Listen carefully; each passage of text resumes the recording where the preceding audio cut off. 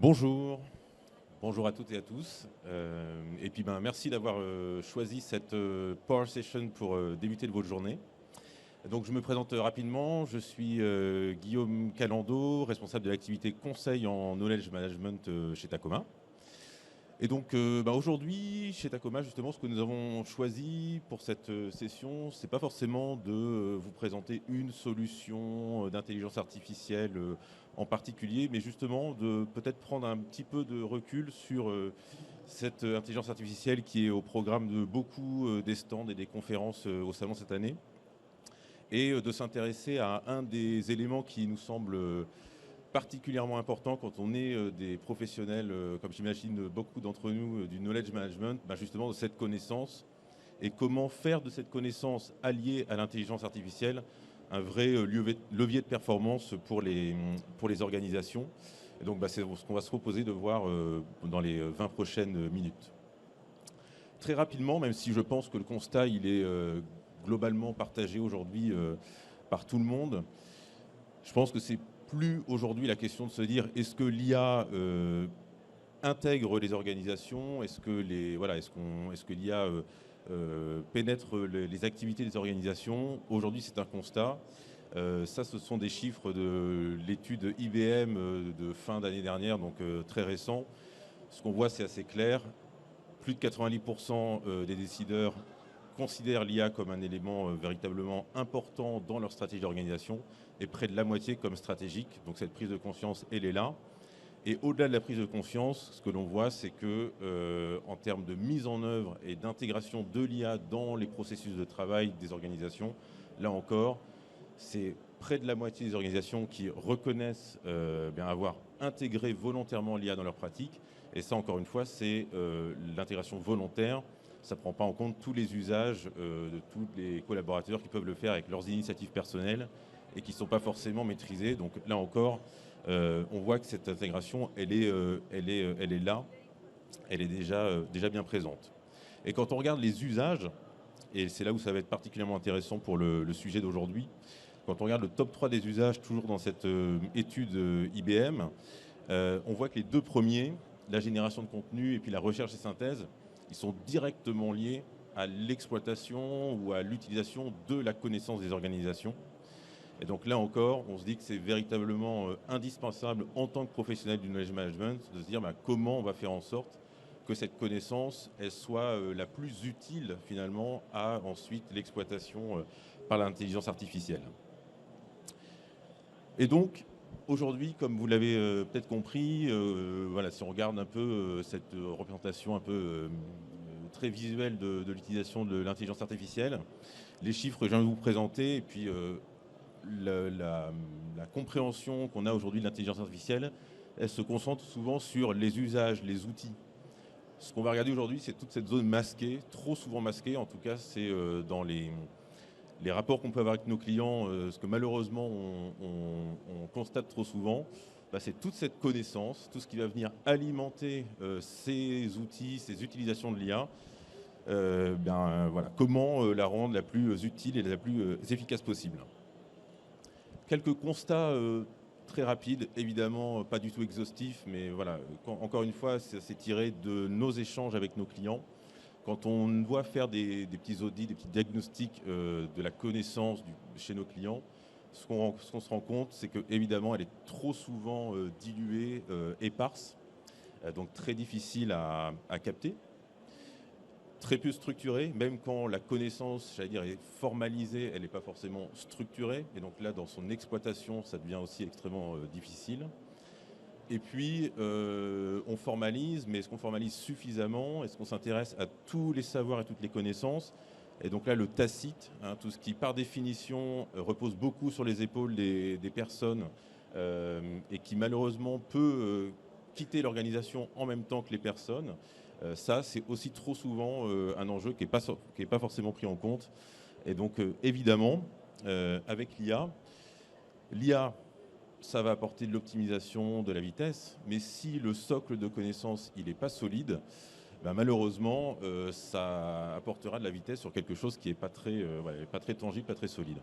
Donc notre conviction, c'est que si on n'a pas une stratégie knowledge management, évidemment, on va y revenir beaucoup plus en détail tout de suite, qui est présente, qui est formalisée dans les organisations, et bien malheureusement, ce socle fragile de connaissances, il va être uniquement démultiplié par l'IA. Et l'IA, soyons très clairs, ne va pas pouvoir apporter la solution miracle qui, d'un coup de baguette magique, va structurer votre connaissance et vous permettre de l'exploiter de manière parfaitement pertinente. En gros, et pour terminer cette introduction, ça, c'est pas du tout nouveau, hein, le principe de garbage in, garbage out, mais avec l'IA, j'ai envie de dire que c'est juste un démultiplicateur de ce concept, évidemment. C'est de base, mais la qualité de l'information en entrée va être évidemment extrêmement dimensionnante dans la qualité de l'information en sortie. Avec l'IA, on va juste démultiplier la possibilité qu'elle soit de moins en moins pertinente en sortie. Et donc là, l'important, c'est vraiment de s'intéresser à comment on va avoir une donnée, une connaissance d'entrée la plus utile possible. Près de 2/3 des organisations déclarent, là encore, ne pas encore avoir mis en place une gouvernance de l'IA. Donc ça veut dire certes gouvernance des outils, des pratiques, mais aussi gouvernance, encore une fois, de ce sur quoi l'IA va s'appuyer. Donc là, on se rend compte qu'il y a un enjeu qui est phénoménal et qui est clé, encore une fois, pour que dans cette courbe de l'adoption de l'IA, on n'en reste pas à une adoption un peu tiède, mais quelque chose qui a vraiment de la valeur pour les organisations. Très rapidement, et juste pour qu'on ait bien la même compréhension des éléments, quand on parle de connaissances, ou en tout cas aujourd'hui quand je parle de connaissances, je parle bien du capital connaissance des organisations. Le capital financier, je pense qu'on le voit de manière assez évidente. Le capital humain, ce sont toutes les personnes qui vont vous faire vivre et vont permettre aux organisations de produire, quelle que soit leur activité. Le capital connaissance, évidemment, c'est ça ce qui va nous intéresser aujourd'hui. Et finalement, il est évidemment extrêmement lié, intriqué au capital humain. Mais l'idée, c'est de se dire, capital connaissance, c'est toutes les démarches finalement qui vont permettre de formaliser ces savoirs détenus, animés par le capital humain, mais une fois qu'ils sont formalisés, stockés, diffusés, c'est là où on va parler de capital connaissance. Et c'est véritablement ça, cette richesse, malheureusement trop souvent peu exploitée dans les organisations. Et c'est là, évidemment, où une stratégie de knowledge management, et je dis bien stratégie parce que l'idée, c'est pas simplement de parler d'outils ou de dispositifs un peu limités dans le temps, mais véritablement d'une démarche qui va être durable et qui va aussi se projeter vers l'avenir. Et donc, quand on parle de knowledge management, on parle bien de toutes ces actions. Je pense que tous les stands aujourd'hui, à un moment ou à un autre, interviennent dans cette chaîne de knowledge management. Mais toutes ces actions qui vont prendre ce que le capital humain permet de produire, le formaliser. C'est ce savoir formalisé qui va constituer, de manière assez schématique et synthétique, le capital connaissance. Et le knowledge management, il ne va pas simplement formaliser, mais il va aussi permettre de le rendre accessible et dans une boucle vertueuse, de permettre au capital humain d'évoluer, de monter en compétences, de s'adapter aux changements. Et là, évidemment, et on va revenir évidemment un peu plus en détail dans les slides qui suivent, mais l'IA, elle a évidemment un rôle à jouer. Rôle à jouer ou en tant que bénéficiaire, j'allais dire, de ce capital connaissance structuré, mais aussi, elle va pouvoir aider, et on va l'illustrer juste après, à rendre cette stratégie de knowledge management la plus efficace et pertinente possible. Concrètement, ce qu'on a proposé aujourd'hui pour, encore une fois, ouvrir des pistes, évidemment, je n'ai pas la prétention aujourd'hui d'apporter, encore une fois, ni la solution miracle, ni une vision adaptée forcément aux spécificités de chaque organisation, puisque on va le voir quand on parle de stratégie, évidemment, il faut adapter à chaque contexte. Mais pour justement poser un certain nombre de pistes, ce qu'on a choisi, c'est de regarder 5 fondations d'une stratégie knowledge management. Et à chaque fois, ce que je vous propose, c'est au travers d'un exemple, de voir un peu à chaque fois ce qu'une stratégie de knowledge management va permettre d'apporter, et comment l'IA va pouvoir aussi permettre de donner un peu une dimension un peu différente ou améliorée à chacune de ces fondations. Évidemment, première étape, recueillir les connaissances. Si on prend l'exemple d'une entreprise de la métallurgie, ça pourrait être dans beaucoup de secteurs, mais d'une entreprise qui voit un certain nombre de son capital humain partir à la retraite notamment, et des profils avec des expertises assez fortes. Là, évidemment, il va s'agir de le capter et de le conserver dans l'organisation. Et donc là, une stratégie de knowledge management, elle va s'intéresser à déjà identifier où sont ces savoirs, où sont ces connaissances, et trouver un moyen de les recueillir pour les formaliser. Là, jusqu'à présent, ça se faisait par de l'entretien en one-to-one, du shadowing de personnes voilà, dans le travail. Là, ce que l'IA va pouvoir apporter, il y a des solutions déjà qui se développent là-dessus, c'est de faire du recueil assisté par l'intelligence artificielle avec des agents conversationnels ou autres, et qui vont permettre, en asynchrone et pas forcément de manière guidée par un humain, de recueillir cette connaissance de la personne. Évidemment, donc, connaissance exprimée à l'oral, mais aussi aujourd'hui, on va pouvoir intégrer de la vidéo, de l'image, pour vraiment avoir du recueil de gestes métiers, d'expertise individuelle. Donc là, c'est évidemment un accélérateur que permet l'IA. Évidemment aussi, la capacité de traitement d'informations de l'intelligence artificielle va être particulièrement intéressante là pour recueillir un peu en masse et puis commencer à traiter cette donnée qu'on va recueillir. Une fois que la donnée elle est recueillie, évidemment, encore une fois, je dis tout à l'heure, il va s'agir de ne pas en faire juste un tout avec beaucoup d'informations, mais d'en faire un tout exploitable et structuré. Et là, encore une fois, pour illustrer ce cercle vertueux, l'IA va pouvoir permettre de faciliter cette structuration, mais aussi cette structuration va pouvoir permettre de donner à des projets d'IA une dimension un peu différente. Exemple, on imagine un laboratoire pharmaceutique qui souhaite développer un assistant IA pour sa filière qualité, donc avec des gros enjeux de normes, de standards. Donc là, il est important que la qualité des réponses de l'IA soit au rendez-vous. Et donc là où une stratégie de knowledge management va permettre de créer des référentiels, des ontologies pour classer cette information en cohérence avec le contexte spécifique de l'organisation. L'IA,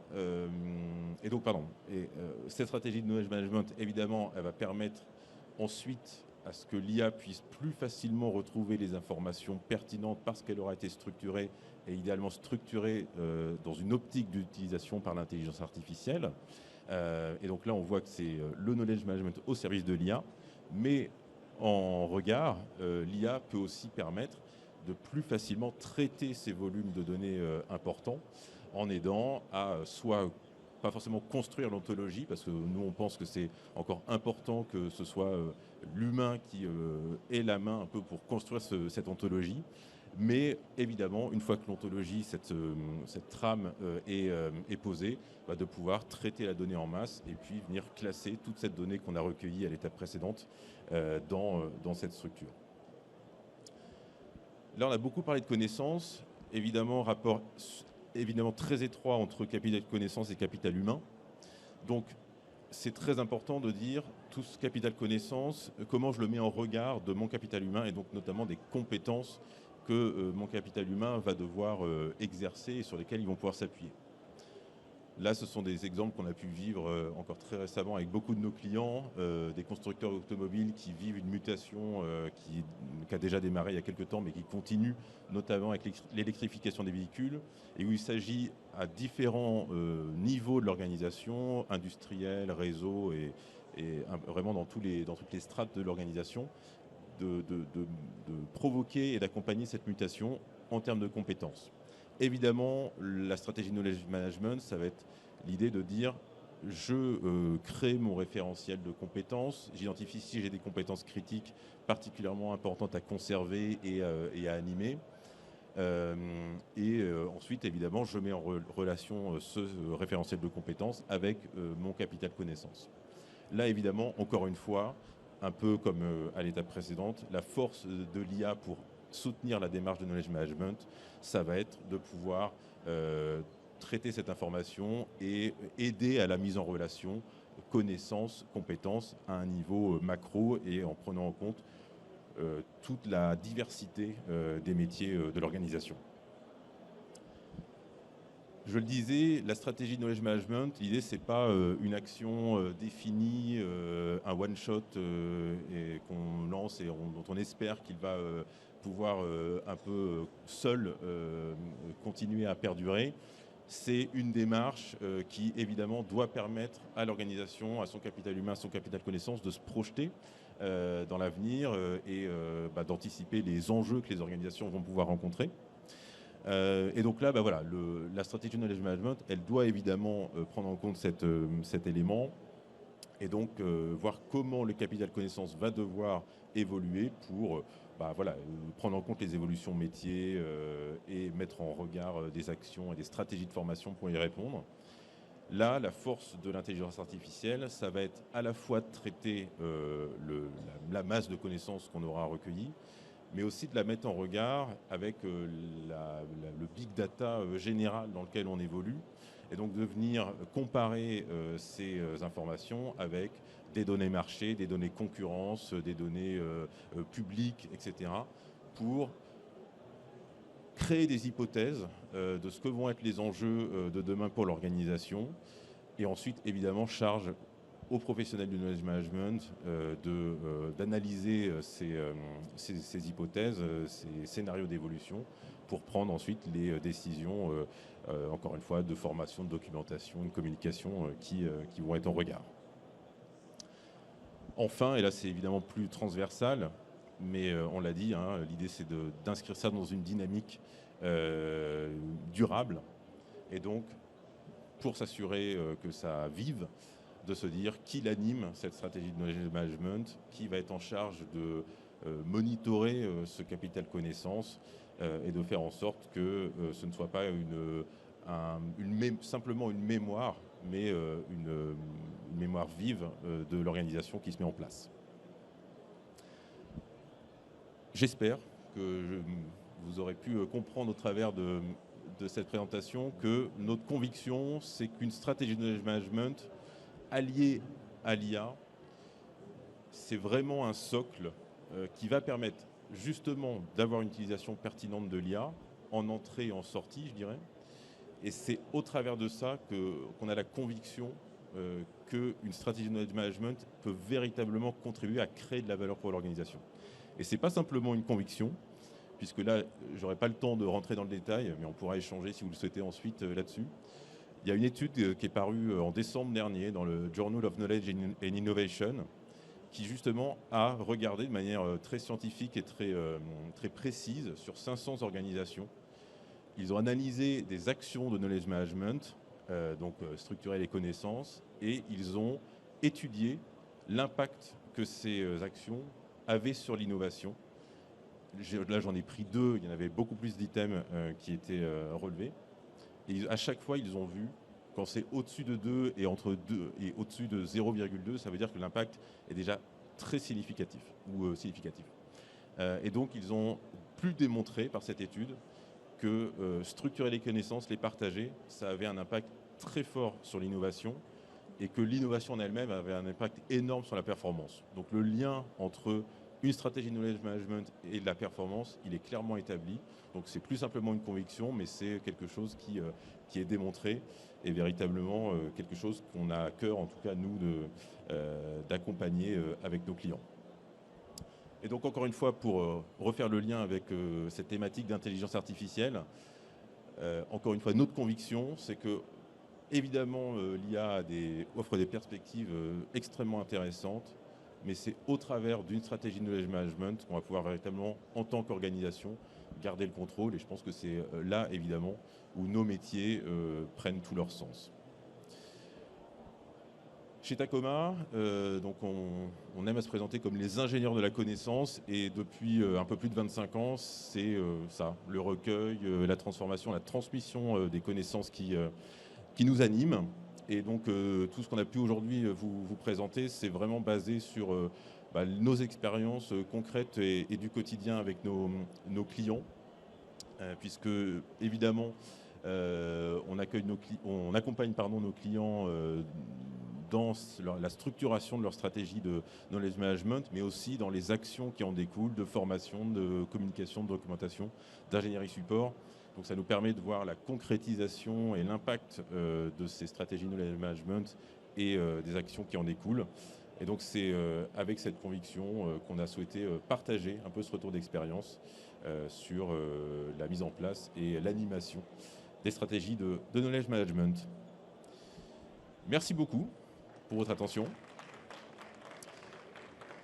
Et je ne sais pas si on a un petit peu de temps pour des questions, ou sinon, évidemment, le stand Tacoma est juste à côté. Donc, si vous avez des questions et si vous souhaitez qu'on continue la discussion, c'est avec plaisir. Merci.